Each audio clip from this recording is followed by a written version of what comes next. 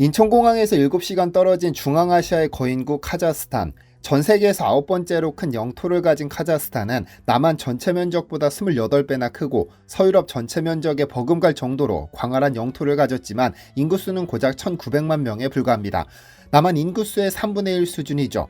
그래서 지구상에서 인구 밀도가 가장 낮은데 개발하지 못한 영토가 많다 보니 그 아래 얼마나 많은 지하자원이 매장됐는지는 확인도 되지 않습니다. 아무래도 내륙 국가다 보니 해상 운송이 불가능해 경제적인 발전을 이루는 것이 더디지만 이들은 오히려 어마어마한 석유와 지하자원을 통한 발전을 꾀해 중앙아시아 중 가장 선두에 섰습니다. 그런데 거대한 영토 아래 그 양을 추산할 수도 없는 카자흐스탄이 최근 한국에게 하얀 석유로 불리는 리튬을 개발해달라고 손을 내밀었습니다. 안녕하세요, 디스멘토리입니다. 아마 카자흐스탄의 수도를 알마티로 아는 분들도 계시겠지만 진짜 수도는 아스타나입니다. 벌써 26년 전인 1997년에 알마티에서 아스타나로 수도를 이전했죠. 2019년에는 초대 대통령이 누르술탄 나자르바예프의 이름을 따서 누르술탄으로 도시명을 변경했다가 다시 아스타나로 되돌렸는데요. 하지만 수도 아스타나보다 더 번성한 도시는 아무래도 이전 수도인 알마티입니다. 카자흐스탄 최대 경제도시로 꼽히는데 아무래도 경제도시다 보니 인구가 증가하면서 자연스럽게 교통체증 문제가 발생하게 되는데요. 이에 카자흐스탄 정부는 순환도로를 구상했고 제1순환도로격인 최대 6차로 총길이 66km에 달하는 알마티 순환도로가 한 달 전 개통됐습니다. 그런데 이 순환도로를 수주한 주인공이 한국 기업입니다. 이 사업은 한국의 SK 에코플랜트가 한국도로공사와 튀르키예 건설사들과 컨소시엄을 구성해 참여했는데 총 사업비가 무려 1조 원에 육박합니다. 그런데 이 사업은 도로 준공 및 운영 후 정부에 이관하는 BOT 방식의 카자흐스탄 최초의 인프라 민간 협력 사업으로 향후 16년간 SK 에코플랜트와 한국도로공사가 운영 후 카자흐스탄 정부에 이관하게 되며 교통량과는 관계없이 적정 도로 수준을 유지하면 발주처가 대금을 지급하는 LP 방식을 채택했습니다. 따라서 교통량 변동에 따른 위험이 적어 약 1,800억 원의 안정적인 운영 수입이 보장되죠. 그런데 한국이 건설한 알마티 순환도로가 거의 완성될 즈음 놀라운 소식이 전해졌습니다. 카자흐스탄이 한국에게 손을 내밀어 리튬 좀 찾아달라고 부탁해온 것이죠. 작년 11월 27일 카자흐스탄 지질위원회는 한국지질자원연구원과 포괄적 업무 협약을 채택했습니다. 이번 MOU는 카자흐스탄의 요청으로 이루어졌는데 왜냐하면 지금 현재 카자흐스탄은 광활한 영토 아래 매장된 핵심 광물 중장기 개발을 서두르고 있기 때문입니다. 이 과정에서 기술 모델을 찾던 중 지질련을 협력 파트너로 직접 선택했죠. 사실 카자흐스탄은 어마어마한 자원부국입니다.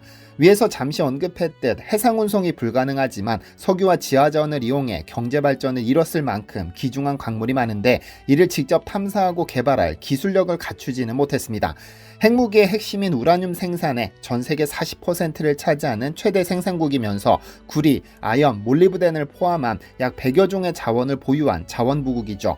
지난 2021년 10월 핵심 광물 개발을 위해 한국에게 기술 지원을 요청했었는데 일본과 중국 등이 나서기도 했으나 파트너로 한국을 선택했습니다. 그런데 가장 먼저 탐사에 나설 광물은 다름 아닌 리튬입니다. 광산 두 곳을 테스트베드로 선정해서 올해부터 탐사를 시작하게 되는데 이는 엄청난 일입니다. 왜냐하면 리튬이니까요. 지난 2월 27일 미국 플로리다에서는 제32회 글로벌 금속 광업 컨퍼런스가 개최됐습니다만 이 컨퍼런스에는 아이러니하게도 완성차 업체가 몰렸습니다. 테슬라, GM, 포드, 스텔란티스, 리비안 오토모티브, 메르세데스 벤츠 그룹 AG, 제규어 랜드로버 오토모티브 등 전 세계 유수의 자동차 기업들이 몰렸는데 전부 고위급 간부들이었죠. 왜 그랬을까요? 이유는 리튬에 있습니다.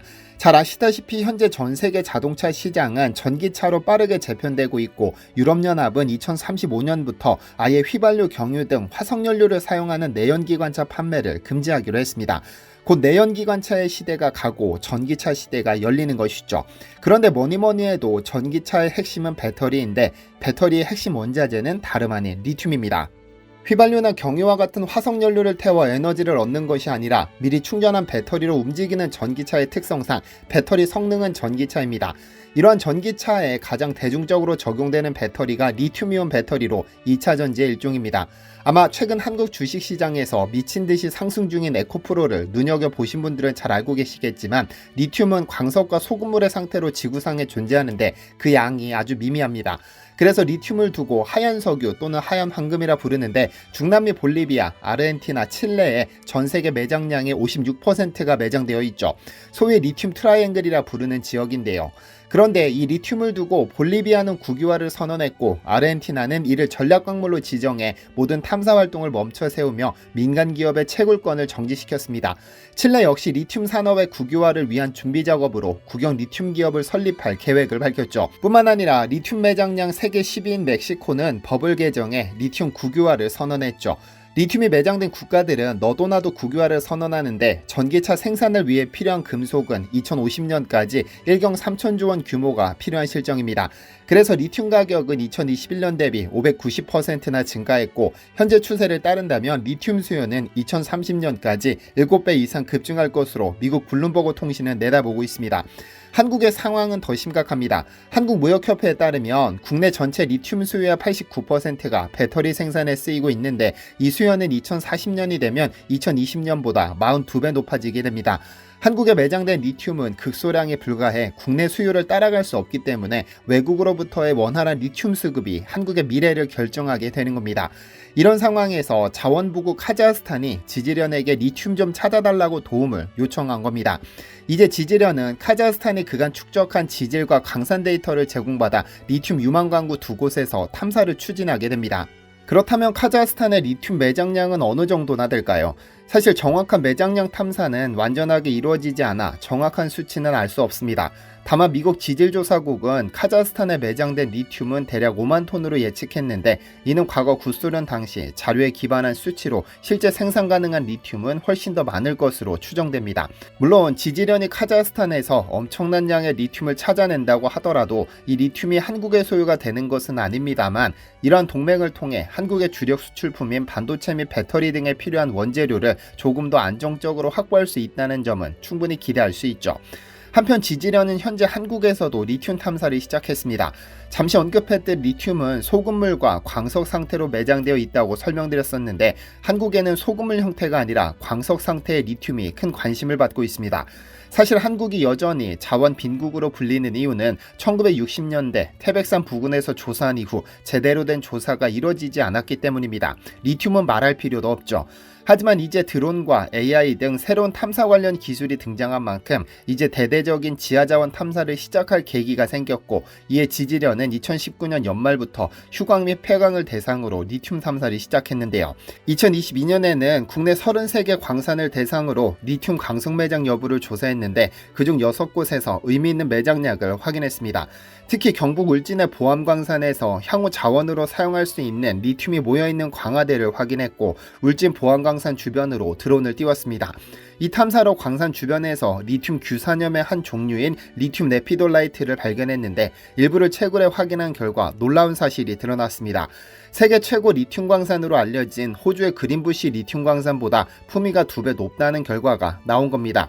광석의 품질을 나타내는 품위에 있어서 호주 그린부시 리튬이 2.8%인데 반해 울진 보암광산 리튬은 4.7%로 나타났는데요. 하지만 보암광산 주변으로 울진 금강송 보호구역이 자리하고 있어 직접 채굴을 위해서는 문화재청과 충돌할 수밖에 없는데 지금은 직접적인 채굴 없이도 매장량을 분석할 수 있어 지지련은 올해 내로 매장량 분석을 끝낼 계획입니다.